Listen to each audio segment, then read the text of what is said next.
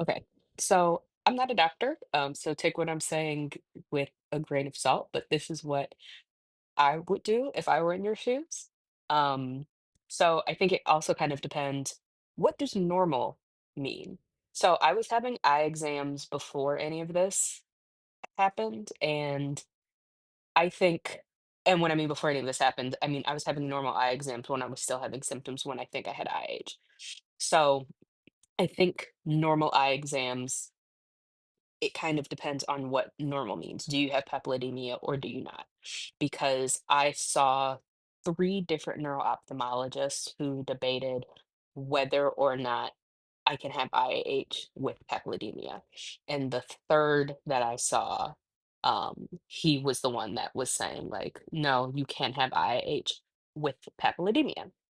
Um, but what I would do is I would go to my primary care physician and try to get a referral to neurology and neuro-ophthalmology to go ahead and get a spinal tap and an MRI and an MRV and a CT.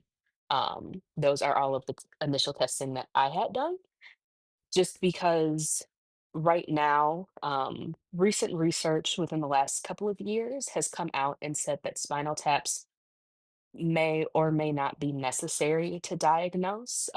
Jury's still out, and the reason why I say may or may not, this is all what my neurosurgeon and neurologist have been telling me, that they don't think that spinal taps are good as far as diagnostic procedures. However, there's really no other good way to diagnose you. So it is still the case that spinal taps are the gold standard for diagnosing you with IIH.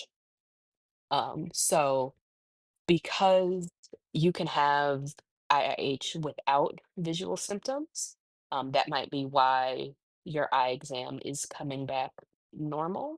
And you can have IIH without papilledemia, because currently I don't have papilledemia anymore, or like it's controlled thanks to my topiramate and everything. But I still have all of the rest of the symptoms. So I would go through and make sure that I'm I've gotten the workup from neurology and neuro-ophthalmology, and how I went about all of that was I got it done. I got it through referrals from my primary care physician. Um, and so that did take time, but the thing that did kind of spur it was the eye exam, unfortunately. But you might just kind of have to really advocate for yourself, and it might just be if you're having migraines, if you're having headaches, any other sort of symptoms that could be related, that could be a way to kind of push all of that forward if you're having symptoms. But I hope that helps, and I hope that you can kind of get the help that you need.